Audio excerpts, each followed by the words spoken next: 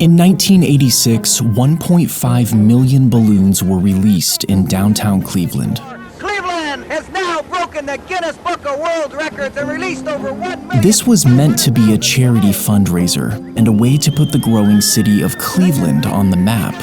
But instead of being remembered as an impressive spectacle, it would go down in history as a fatal disaster. The event was called Balloonfest, and it was Cleveland's way of trying to rebrand. You see, at the time, they had a pretty rough reputation, which was exemplified by its well-known nickname. City leaders wanted to prove that Cleveland wasn't a mistake, and that it was well on its way to becoming a world-class city.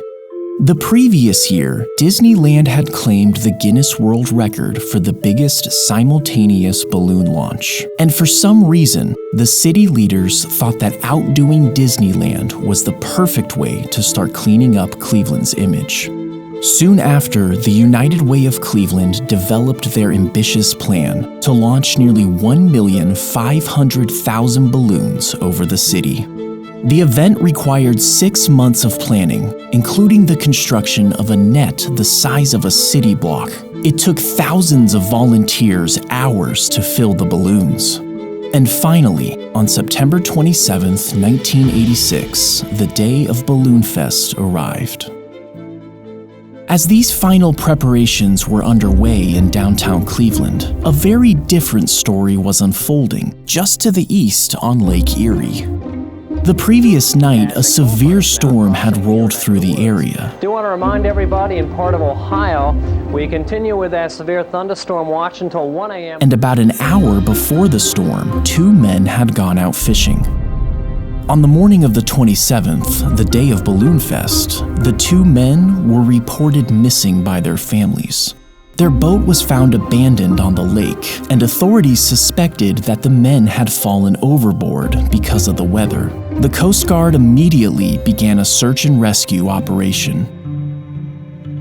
Meanwhile, in Cleveland's public square, over 100,000 people had gathered to witness the balloon launch.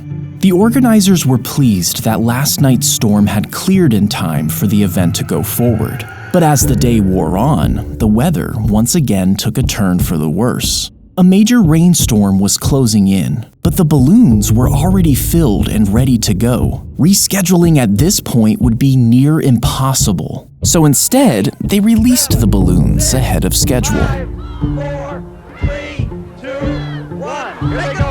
Lift off. Amazing. And the fan is up, and there they go, John.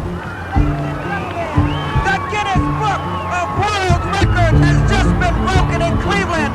Over 1,500,000 balloons. There was no doubt about it. The launch was spectacular. We did it! It was a tremendous moment of triumph for the city of Cleveland. But unfortunately, this moment of triumph did not last long. The expectation was that the helium-filled balloons would float around for a while before eventually deflating and returning to Earth one by one. But that wasn't what happened. And the wind has just shifted just enough that the balloons are now trailing fast. This is beautiful. The balloons are coming back this way. They're coming back. The cold air and oncoming rain immediately pushed the still inflated balloons, tens of thousands of them, back down towards the ground in droves. The result was mass chaos. Balloons, 1.5 million of them, caused quite a stir in Cleveland yesterday. It was part A of northerly wind quickly carried the balloons to Burke Lakefront Airport, and within minutes, the runways were so clogged that all flights had to be suspended. The balloons also started to descend on certain streets, and after a number of car accidents, these roads had to be closed until a bulldozer arrived to clear out the balloons. As all this was going on, the Coast Guard was still out looking for the 2 missing fishermen. Ironically, That big balloon launch in Cleveland today is one of the things that's making this search so tough for the Coast Guard. Balloons had descended on Lake Erie in massive quantities. There's 60% of the balloons launched landed here instead of the planned 10%. It's like trying to find a needle in a haystack here. Can you imagine trying to find somebody floating out here or even spotting a life jacket with all these balloons on the water? On September 29th, 2 days after the balloons were launched, the Coast Guard finally called off the search for the two missing fishermen. And shortly after, both men's bodies washed ashore. Balloonfest was featured in the 1988 edition of the Guinness Book of World Records. However, that was the only edition to include it. And shortly after, Guinness ended the category of balloon launching altogether.